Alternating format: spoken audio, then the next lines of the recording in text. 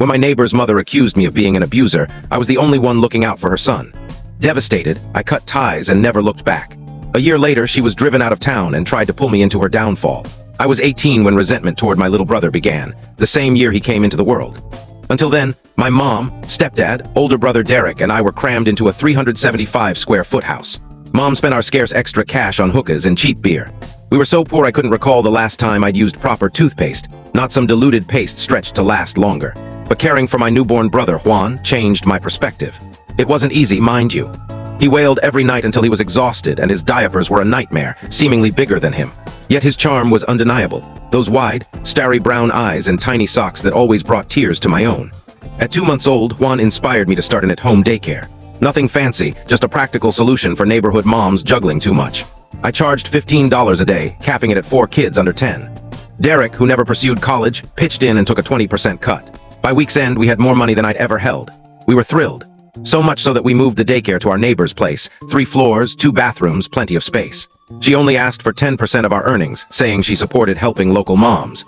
We scaled up to 8 kids before trouble arrived. The issue wasn't the kids, it was one set of parents. Their 3-year-old son, Mateo, had bright blue eyes, brown hair, and endless energy, dragging chairs across rooms for no reason. His mom handed him off with outstretched arms, her face twisted like she'd tasted something sour. She'd rush to the sink, scrubbing her hands raw as if touching him was unbearable. I couldn't fathom why. Mateo was easy to manage, always cooperative, never making messes out of laziness. He smiled constantly.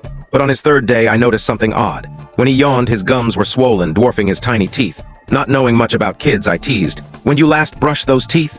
"Brush," he giggled, nearly toppling over. "Mommy says it's not important. She doesn't care about me." His smile was so matter-of-fact it broke my heart. I reached to pat his head, unsure how to respond, and when I checked my phone afterward, my fingers were coated in thick, greasy residue.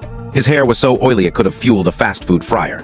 Shocked, I realized Mateo's mom was barely maintaining his hygiene. As an unlicensed male caregiver, I couldn't bathe him, so I did what I could, grabbed a spare toothbrush and cleaned his teeth. Within seconds, blood appeared, confirming my fears. I needed solid proof before acting, so I dusted a tiny amount of baby powder in his hair. The next day, it was untouched. By week's end, his scalp reeked so badly I gagged holding him, and his tongue was coated in yellow plaque. Staring into his loving, hopeful eyes, I knew I had to act. I called CPS. "There's a child I'm caring for who's being severely neglected," I said firmly.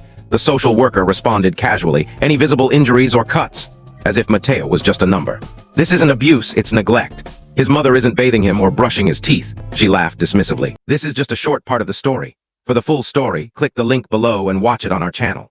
And don't forget to subscribe, like, and share, so you never miss the amazing stories we upload next.